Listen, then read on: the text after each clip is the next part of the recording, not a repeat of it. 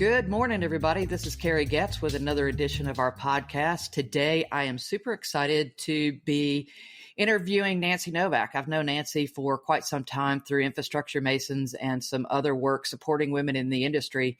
She's currently the Senior VP of Construction for Compass Data Center. So construction is a little different avenue than we've talked about in some of these podcasts, but Nancy also does a ton of outreach for women in the industry. So we're really excited to have her. So welcome, Nancy.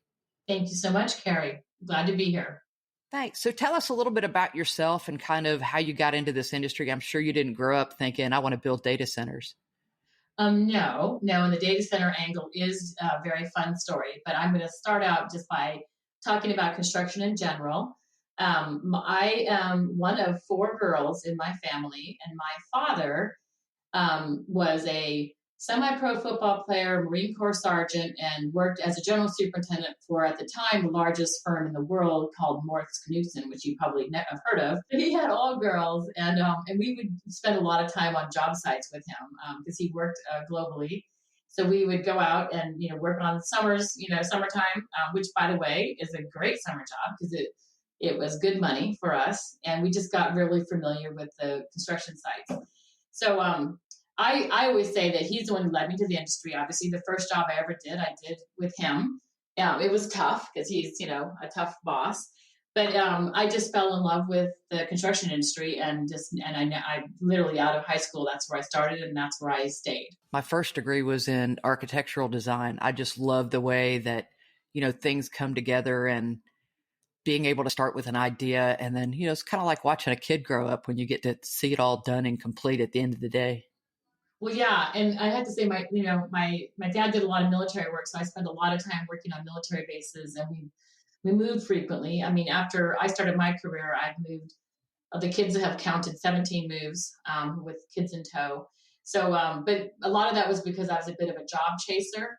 And I do want to back up just a tiny bit, because after I got into the industry in the beginning, remember, at my age, there were hardly any women in the business, and there also really wasn't a normal program in college to do construction management. So it was a brand new area.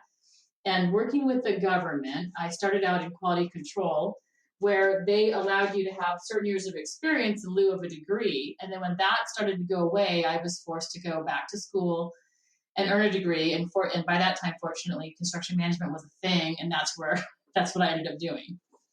Nice. Yeah, I think, some people start with degrees, some people don't, some people get their degrees later. And I know that there's been a big shift in this industry and a big push to do a lot of skills-based hiring. And that's part of the reason that we're talking to trades. I mean, realistically, if you go to a job site, if it weren't for the trades, none of us would have a job. I've said that before and I'll say it again. There's lots of paths, and school is, college is not in the works for everybody. And in a lot of cases, you can start and get a great job in this industry and have your college paid for. Well, I mean, this is some fun facts here. I worked with Hensel Phelps for 20 years. We had men on the board who did not hold a college degree, and they were outstanding. The CEO domestically for Balfour Beatty does not have a 4-year degree. Our business, as you said, I mean, there's a lot of different paths to getting where you want to go, but time in the saddle, seeing the movie, watching things get built, learning from the trades, those are all extremely valuable. And in fact, I would even venture to say more valuable than a formal education. And honestly, the reason why most companies recruit in a formal environment is because they figure if I go after people with those types of degrees, they're at least interested in our business, right? So it narrows down the field to that point. I'm going to tell you, Carrie, like in Compass, we have a program that I'm really excited about, and it's to help women. And what we do is we go out and find our junior CMs. They could be women who have zero experience in construction, no exposure, and no education, and we just train them. And I'll let you know right now, I've had this going for about 1.5 years, and these women are rocking. They are loving their jobs. They are just doing a fantastic job for us. We could not be happier. So I'm excited to see how that evolves. So let's spend a little time on that, and then we'll come back and you can talk about what Compass does. But I think that that's really something key. And I think HR in a lot of cases really needs to change their mindset. one of the things that I started looking up when I started doing this podcast and interviewing everybody, only 35% of women and 34% of men in the United States have a 4-year degree. And most Right. job applications start out with, you've got to have a 4-year degree. And then these systems just kick out anybody that doesn't. And so companies like what you guys are doing at Compass and some of the work through Infrastructure Masons and some of these women outreach, I think the biggest audience that needs to hear that in some cases is HR. I mean, I applaud what you're doing. I think it's awesome. And honestly, I would say that if you really invest in a person and invest in their future, they're super loyal employees. Whereas one of the complaints that I've heard multiple times is you hire a kid out of college with massive debt and there's no loyalty. As soon as they've worked there for a year or two, they're worth $10,000 more a year to somebody else and they're trying to pay off that debt and they bounce. Yeah. And that's a way more common now than it ever had been in the past.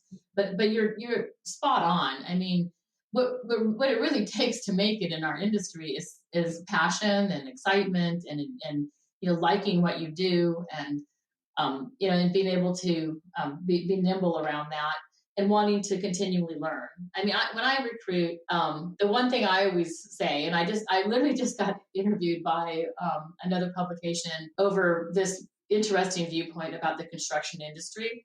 And the reason why I think it's so awesome and people should probably put these lenses on is, you learn about everyone you build for. Okay. So I've done really cool jobs. If you build a hospital, you learn about healthcare and hospitals. If you build an airport, you learn how airports are run. If you build a museum, you understand how museums are curated and what goes on behind the scenes.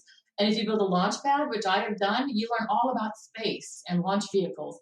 And it's just, if you're a learner and you want to keep learning, this is absolutely one of the best industries to be a part of. And that kind of passion and excitement is all it takes to be successful. The whole point is just giving somebody a break, right? True.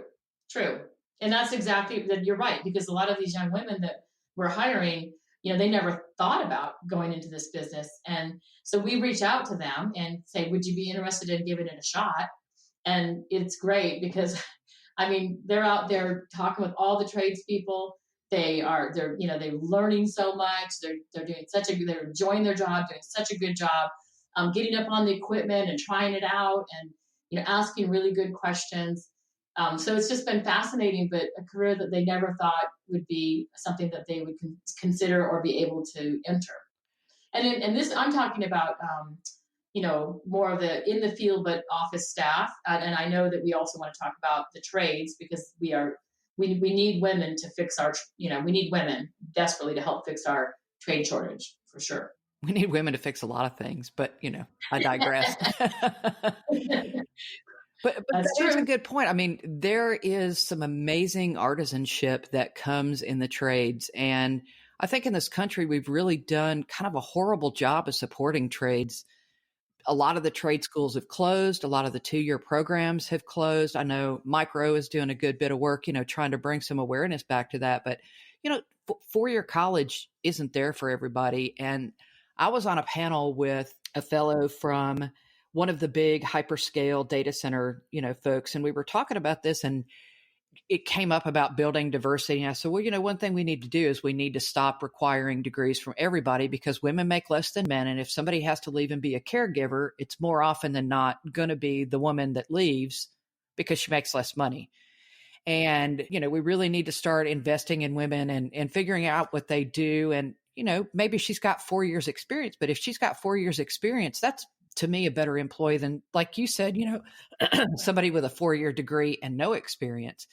And he looked Right. and he said, well, I don't think we need to cheapen our hiring process by looking that way. And I thought, what a narrow-minded view. I mean, everybody learns differently. And the bottom line is, and this is, I don't know the age range of the person you're talking about, but honestly, Carrie, my dad didn't have a 4-year degree and he built some of the most amazing structures in some of the most faraway places. So I'm just saying, it's a faster route, and it does make us think. Well, at least something, maybe a little bit of math, and you understand something about our business, and you obviously care enough to go get a degree in it. That's where I leave it right there. So when you go recruit in those areas, then if they start and they learn from scratch once you hire them, once they get on board, then they find out usually if they like it. if they want to stay in it and if they're going to be good at it. So again, I agree with you as far as, requiring that. Here's my honest to God take on how having to solve some of the talent shortage that we have.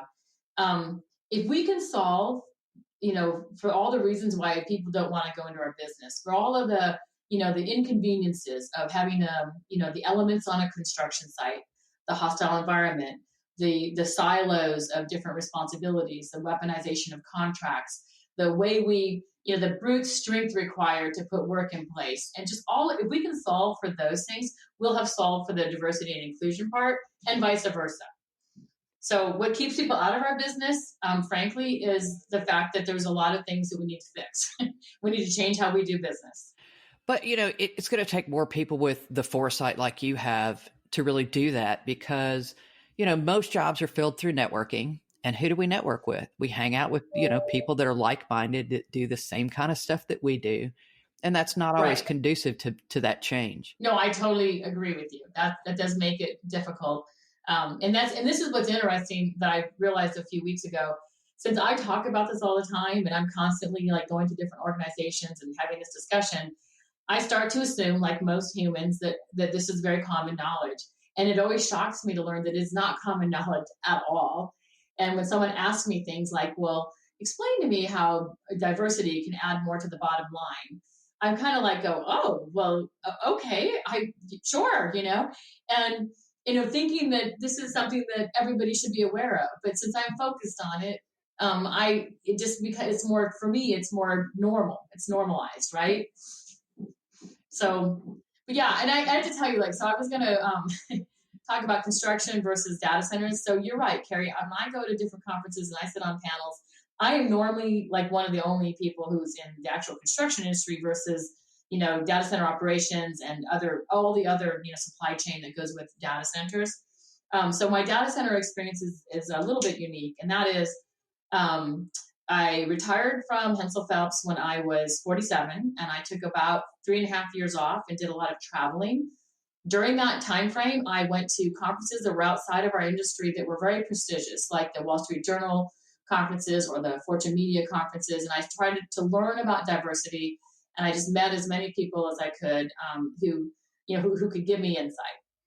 And then while I was retired, my company that I retired from asked me to come back in and help with some very large procurements. And when I did that on the Apple headquarters pursuit, Balfour Beatty was part of the joint venture team, and I met them, and we didn't get that job. And so, which was, I think, a blessing in disguise. But nonetheless, a year and a half later, I ran into the chief of enterprise for Balfour Beatty, and he asked me what I was doing. And I said, well, I kind of want to go back in the industry. I just don't want to run work, because running work takes everything out of me. And I have lots of other things I want to accomplish. So it was very serendipitous.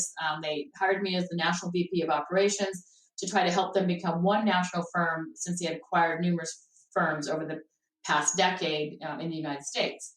And that was wonderful. I did that for about 3 years. And then during that time, I met Chris Crosby, because he was a national account. And we hit it off pretty well. But honestly, when I decided to exit again, I hadn't heard from Chris for probably 2 years. And when I made this announcement, he called me and said, I really want you to come help build my business. And I was like, okay.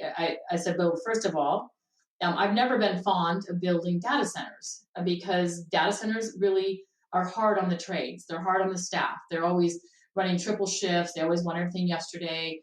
And then the other part is, they're not that exciting, honestly. They're big, huge boxes that blow a bunch of air and have a bunch They are kind of ugly. Yeah, they're kind of ugly. There's not the most thrilling thing to go build, in my, my humble opinion. And I said, and I don't know about, working for an owner would be different for me. But I went and talked with Chris, and he convinced me how he wanted to make some changes in the industry. And this is a perfect catalyst for us to go make those changes. And so I was completely bought in. He offered me an equity position that was very, very nice. And I love working with him, because like I just said, not only does he want to change industry, he wants to make it more inclusive. He wants diversity of thought and diversity of talent and diversity of skill. And so he's given me a lot of rope to be able to talk about those things and learn more about it and try to, instill that into our company as we grow. and hopefully, bleed off into some of the clients that we build for as well. That's a short history. Yeah, I've been on a few panels with Chris, and I got to say, he's definitely one of the more insightful people. He doesn't think the old company line, so to speak. You know what I mean? Yes. Yeah, he's an outside the box thinker for sure. So let's talk a little bit about, without doing a commercial, about what Compass does and the types of data centers you build and where you go and that kind of thing, because I think it's important that everybody understand that data center jobs are not just in Virginia. They're not just in Silicon Valley. They're not just in Dallas, and especially with Edge, they're going to literally be everywhere. Yes. This is what I was going to say when how I had said earlier, when you build for certain industries, you learn about those industries. Well, the whole industry of data is absolutely fascinating.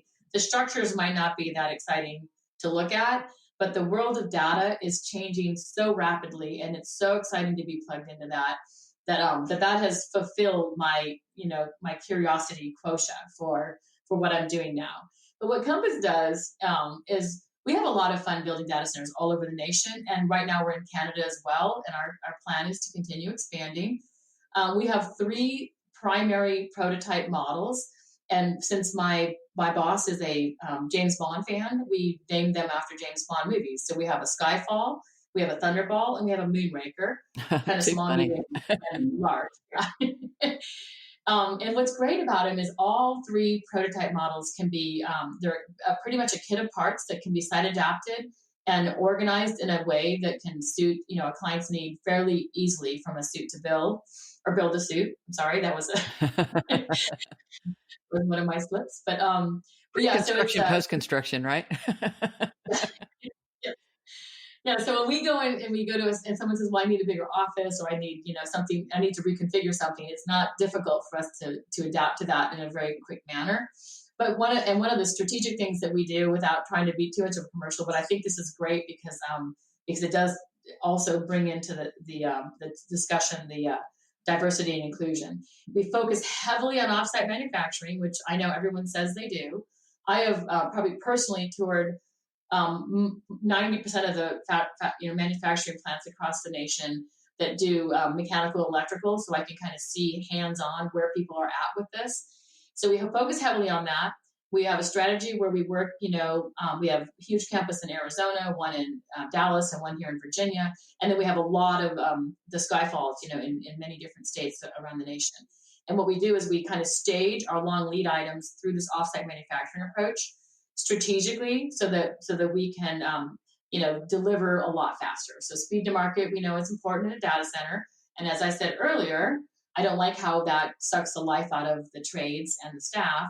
So this is ideal because what this does is it allows us to work a normal work week and basically just, rock and roll and put these buildings up and flip that switch much, much faster for a client. If anybody goes out there and does a search for some of the videos out there for, data centers and look at things like the piping and the electricals and just the artistry of making all that look neat and tidy. And it's pretty amazing. Yeah, it is. And that's why, one of the things that, like I said, we focus on is whether it's prefab on site, everything from lift slabs to subcomponents, which we call interdisciplinary components on trapezes, to full on power centers off site.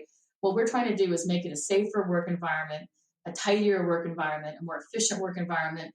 And then it would also bring better quality. So if we have a Moonraker and we have 4 large data halls, we'll take the last data hall after the shell is up, and that'll become our fabrication plant on site.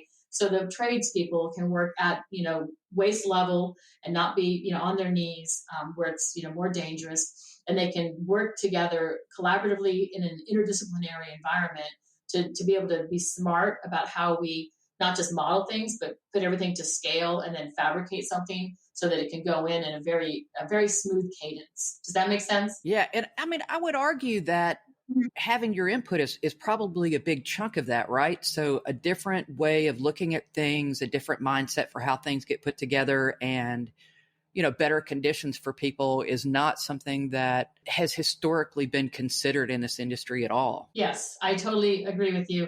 Like I said, I think a lot of firms, they kind of toy with it, but they don't normalize it. And so we're trying to normalize that.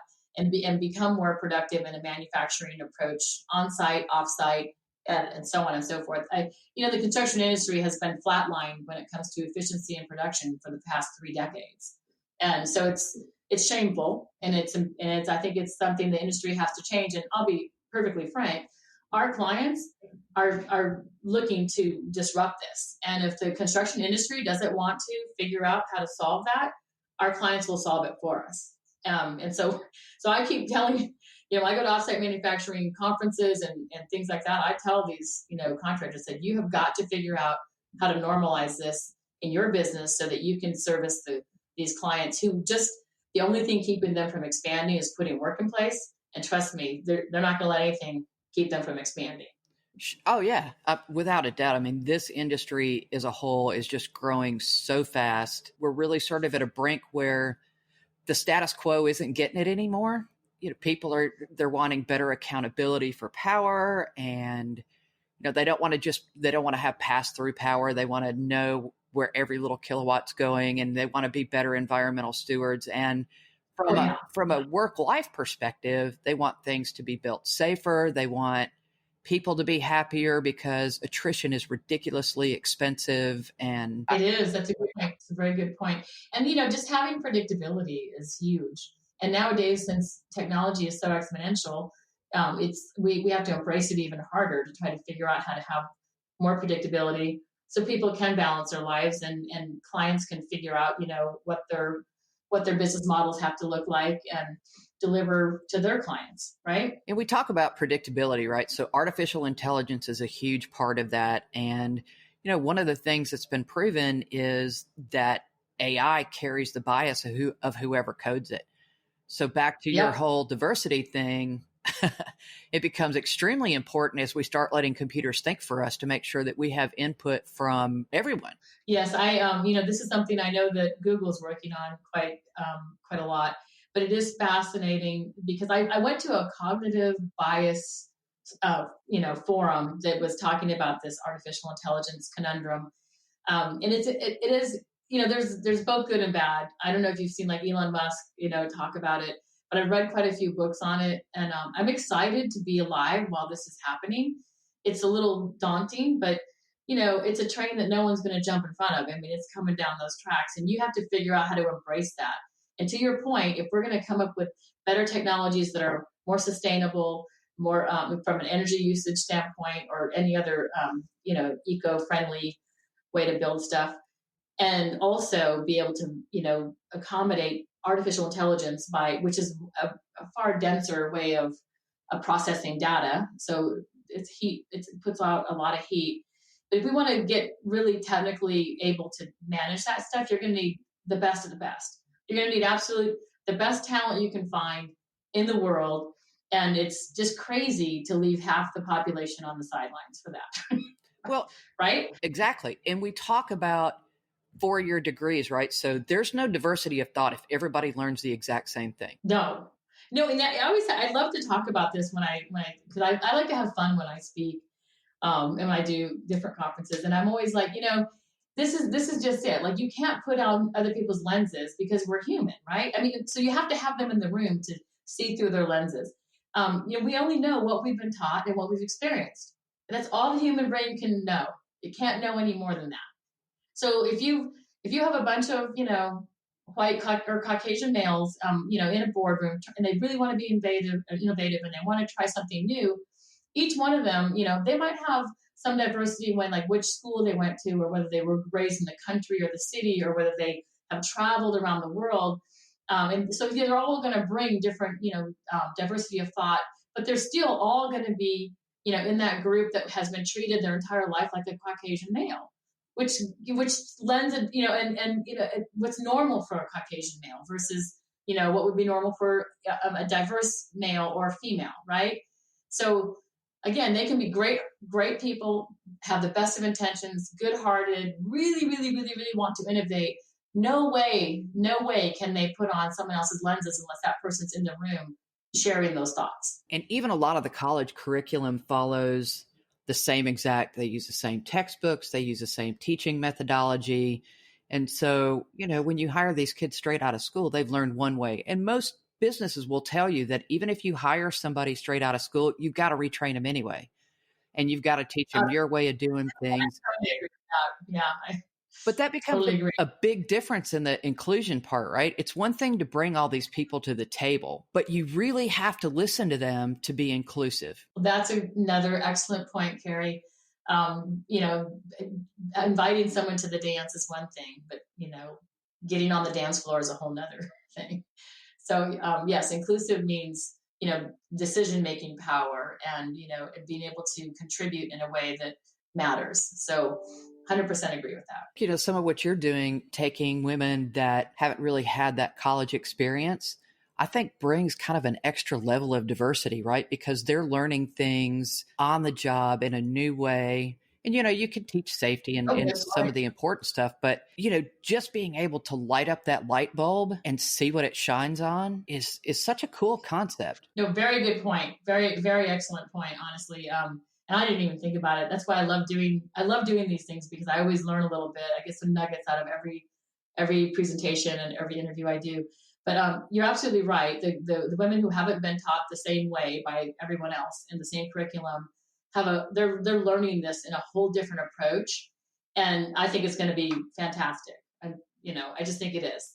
It's different ways of learning are always good. My oldest daughter is a college professor, and she's always challenging her students, and she's mixing it up and starting with, you know, this one semester and starting with something different the next semester to see, you know, how the outcome is. So it's good.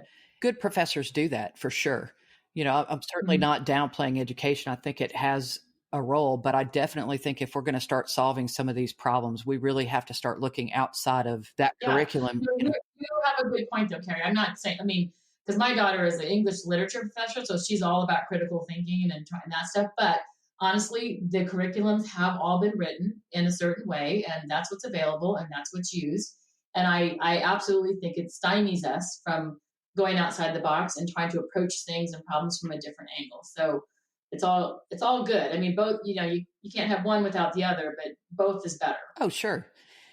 That's really where a lot of the certifications come in play because a lot of the kids, you know, coming straight out of school have to go get certified because they haven't really been taught the skills Absolutely. needed for a job anyway. And 100%.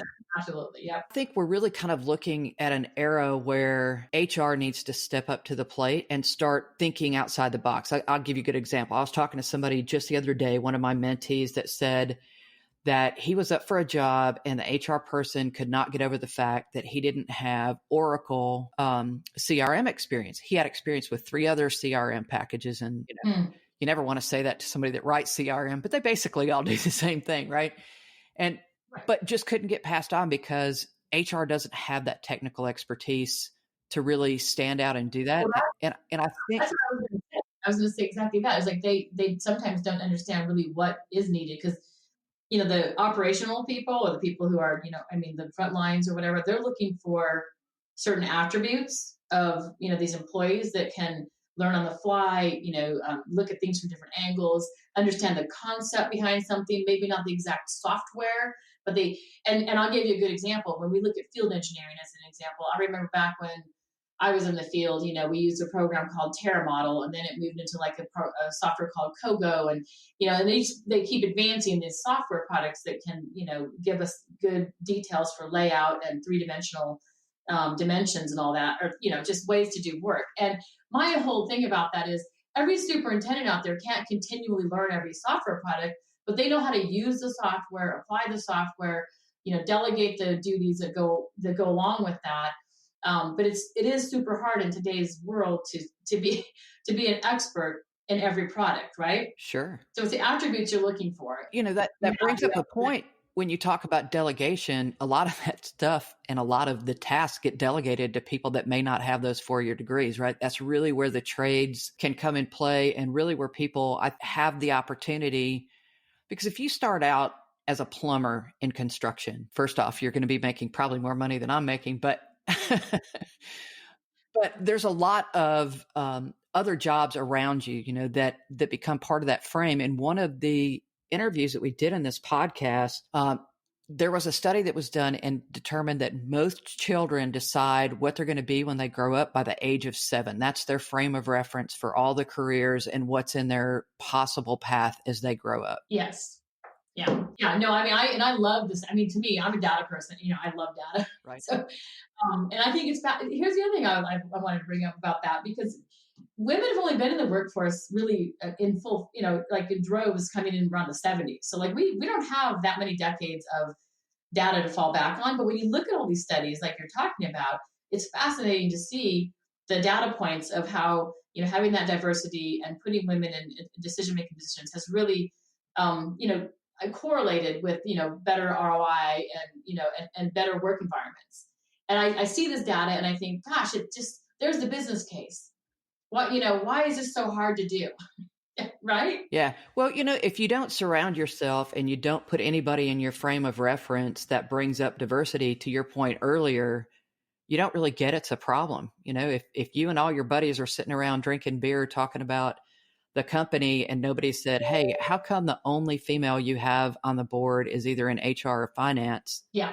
They don't No, and that's typical. That's typical. It's HR, finance normally, or marketing. Oh, yeah. And yep. I mean, when I was with Balfour, I was the only, vice president level officer that was in operations. So that was a big deal for them. And I think that now there's 0. So, I mean, here's the other thing I think is interesting is when you get to this point where like, oh, we got one at the table, or, a lot of people just rely, kind of relax on their laurels. And you see the attitudes around like, well, if this is happening organically, I mean, my grandma couldn't go to school, my mom got a college degree, and I own a business. So see, it's all happening organically. But I'm here to tell you it's not. That's not happening organically. I mean, we went through this hiccup the last 2 years of, 5% of women are representing CEO Fortune 500 companies, right? Or CEOs of Fortune 500 companies. And then it dropped down to 4.5%. And then companies grew and shrunk and did certain things, and it went back up to 5%. Women on boards, we had a 9-year trajectory of adding women to boards, and then we dropped, 2%. But it has to be intentional at this point if you ever want to really move that needle.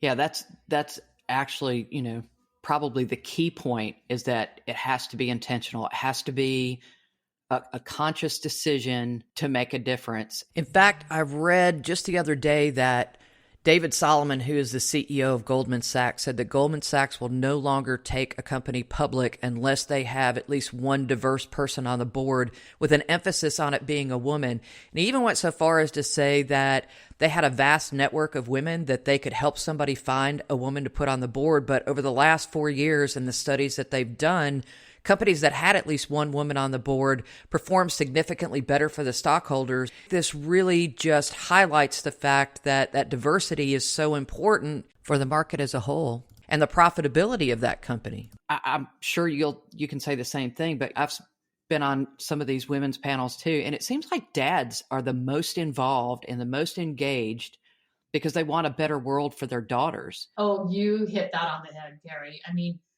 that is when you were, one of your questions was like, what was some of my biggest surprises or takeaways when we sit on these panels? It's always the dads that are lining up going, what can I do? I have daughters. What am I going to do?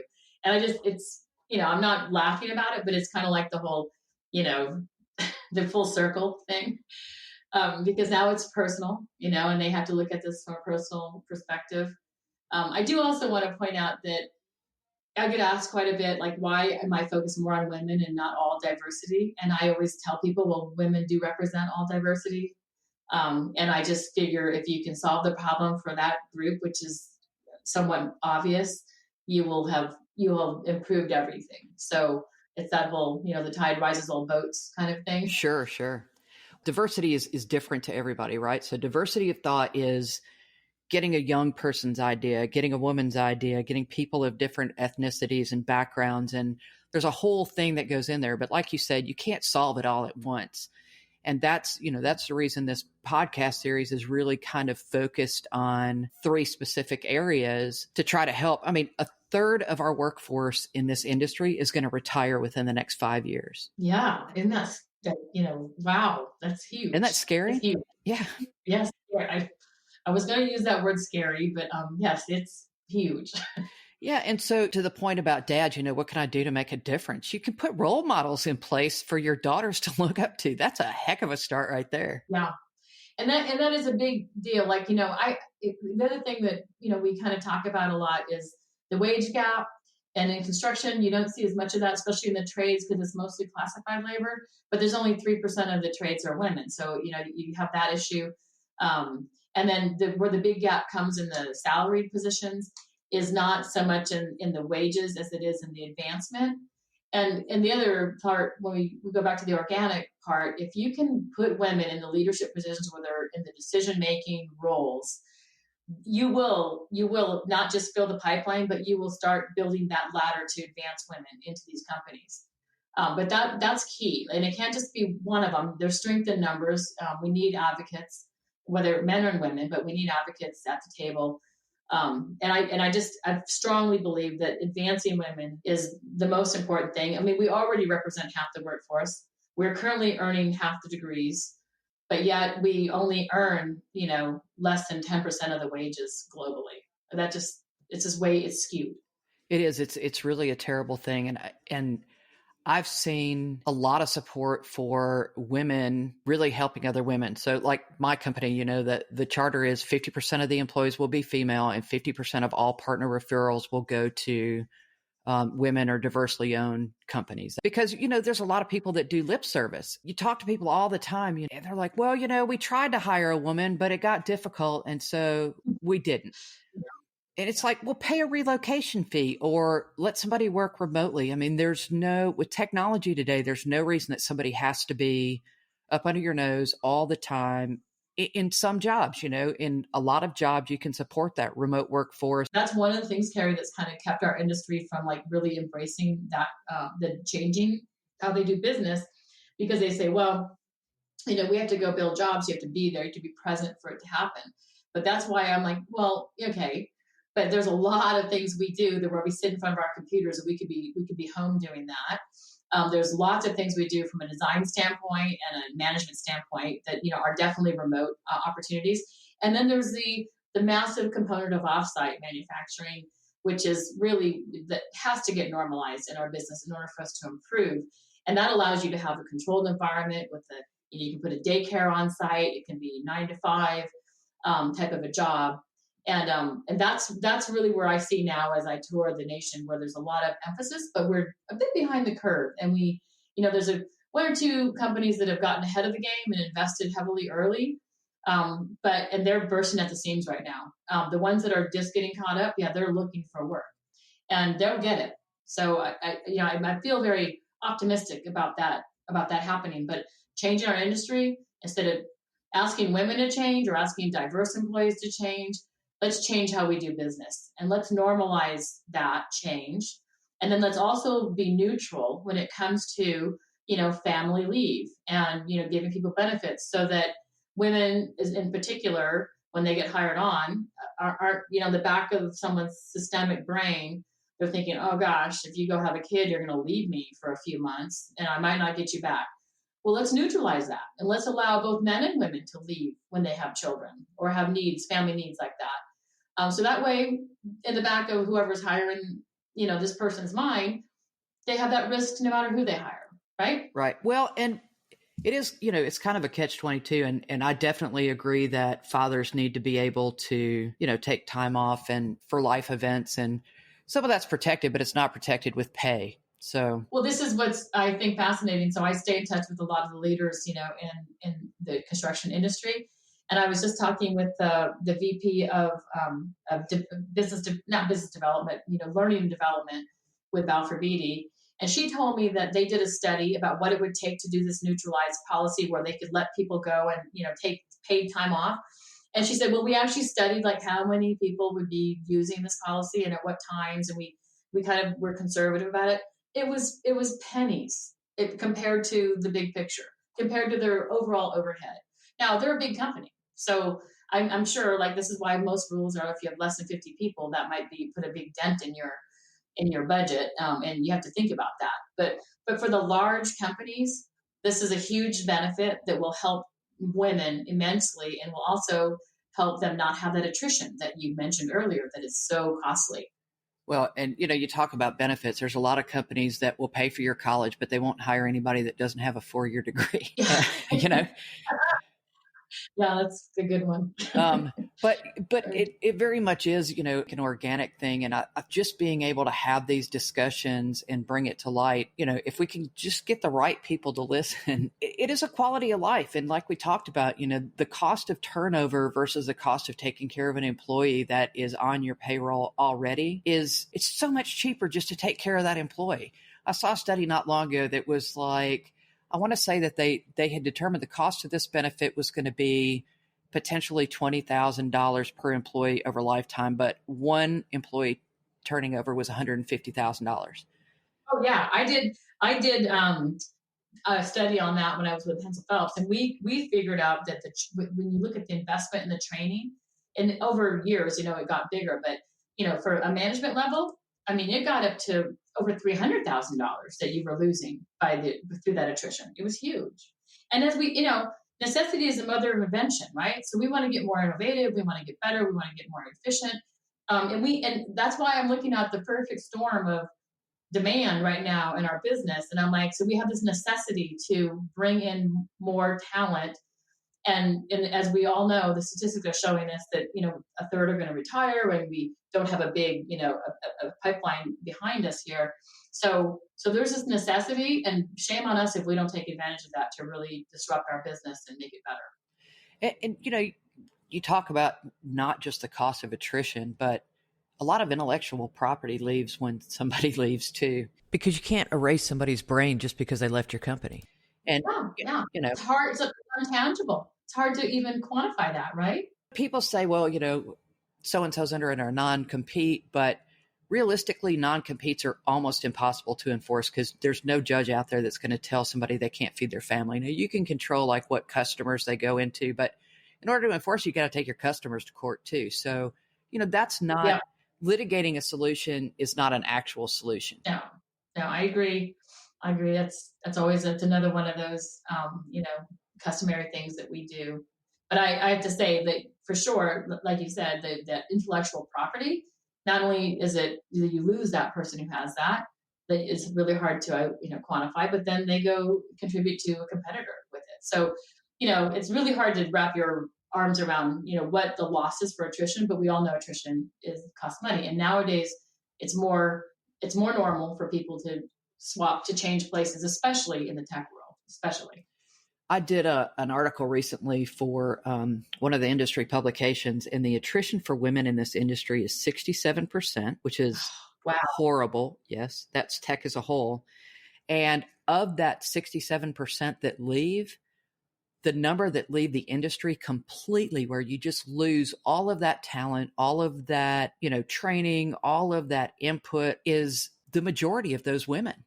Like when they leave, they're just done.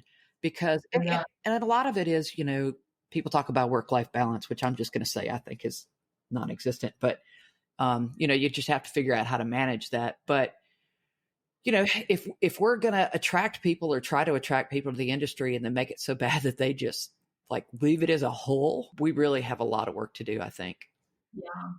Yeah. There's a lot of, when you see the tech industry saying, come work for us, and, when they're trying super hard, spending a lot of money trying to figure this out.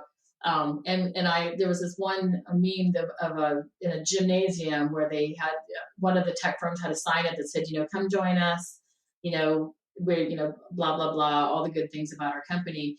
And people had taken ink pens and written on this advertisement, change your business, change how you do business, and we'll come join you, And again, I always look at that, and I know in construction in particular, the attitude has always been, this is a man's world, and you're going to put up with our, stuff, right? And I was one that had to kind of buy into that, like, oh, this is very inconvenient. I don't know how to solve the problem. I don't know. And I finally came to the realization that we need to, as an industry, say, let's change how we do business. Let's not try to change the people we're trying to hire. That's a funny point you bring up. I was on a women's panel with a girl that does construction for one of the big hyperscalers. And, she brought up just the condition of restrooms on a construction site. And she was really proud that was her pet project to have decent restrooms at a construction site and not have to share those. Well, I mean, that's our policy too. I mean, we've been kind of, actually, that's a huge one when it comes to making a woman feel welcome on a project. That you have your own locking door, porta john that has running water in it, and it's clean, and it's that kind of thing. I mean, there's nothing worse than than having women show up to a job site, especially in the trades, and they don't have their own facilities. That's not an inviting atmosphere at all. Policy, I don't care even if there's no women on the workforce, we always will have facilities for both genders. Well, and I also think that companies need to start thinking of the environment as a safety concern. So every construction company and every client that we work with is very, very, very concerned about safety, as they should be. Our industry has gotten a lot safer over the years, but we still always have a long way to go. My attitude is all accidents are preventable, and there's just lots of programs that are effective but hard to enforce in our industry. And when you look at a hostile environment where even if it's a small minority of men who aren't embracing a female employee, because I have to say, Carrie, I mean, with our young women that are out there, the industry has changed to the point where these men are very respectful for the most part, and they are, the ones that we deal with, and they're fun to work with, and my husband's a tradesman, and he's the most respectful person I know. I'm not ever going to put down tradesmen as being disrespectful, but the environment can absolutely lead to the good old boys networking and the discussions and then harassment, which part of me, wonders how. I mean, I'm removed from it now, but I don't want to undermine the fact that it still occurs and it's still very important. Actually, that was one of the number one reasons cited for women leaving tech was harassment. Yeah, and so this is something. It's not as explicit as it used to be, and that's why I talk about implicit biases. Which, by the way, implicit biases are something everyone has, and most of the time they are, people have these biases and they make decisions with good intentions, not bad intentions. But those biases also hurt us, and they can be harassing in a way. And sometimes, there is explicit harassment, right? I mean, I know that still exists, and it still needs to be addressed. It's a safety concern, and we need to start looking at, understanding how to make it a safe environment, emotionally, physically, and all of those things. Yeah, people do stupid things when they're upset. Yes, they do. Yeah, so it's it's still like the tech world. Women are a minority, both in leadership and even in just the masses. Construction it's quite dismal, actually. Less than 10% of the entire construction world is women. Less than 0.5% get to a top executive position in operations. And, as we said earlier, less than 3% are in the trade. So it's down there. Yeah. And, to all those dads out there that are listening, if you want to make a difference, give your daughters women role models to look up to. I mean, put it in their frame of reference that these jobs are even a possibility for them. Yes. And it's a great industry, by the way. I think, like I said, data is fascinating and it's changing the world. It's the new currency. I mean, it always kind of has been the currency of the world, but how we use it, apply it, and, and change the way we, interact with each other and with the earth is just absolutely astounding. So data is great. The tech world is, it's here to stay. And then construction is a fantastic career. It's exciting. You're never bored. It's literally one of the most exciting jobs you can have, especially if you're a person who likes to continuously learn. I would say that for this industry kind of as a whole. Yep. I totally agree. Well, we are butting up close to the end of our time, but do you want to leave any parting thoughts with folks? Well, I mean, I feel like we kind of bounced around a little bit, so I'm hoping that there was, a fairly concise message for everyone who took the time to listen. But I do want to say again that, I encourage anyone who's listening to be an advocate for those who are in the industry and for, putting on some different lenses when it comes to looking at what diversity means and also what inclusion means. And then if you're in a company meeting and you hear one of your female counterparts make a comment, please amplify that for them and help encourage the successes and basically the accomplishments of your employees that are not always being touched with the golden wand. Does that make sense? It does. You bring up a good point. As women, we're not really told and taught to toot our own horn compared to some of the guys that do a much better job of that. And I think it's just a cultural thing. We're just not really raised to do that. And certainly having folks that can advocate and really sponsor for you it makes a huge difference. Huge, very huge. So those are things, and I know this is what happens when we sit on panels and I do keynotes. Is I have men saying, "What can I do to help?" And that's one of the things that is super, super helpful. Yeah. So if you guys get a chance to hear Nancy on any of her panels, I know she bounces around on a lot of those just like I do. She is, she puts together a good panel and it's always insightful. And Nancy, I really, really appreciate your time today. I think there's been some great content here. And for those of you that are listening, we look forward to having you on the next edition of our podcast series. Thanks again, Nancy. Thank you so much, Carrie. It's my pleasure.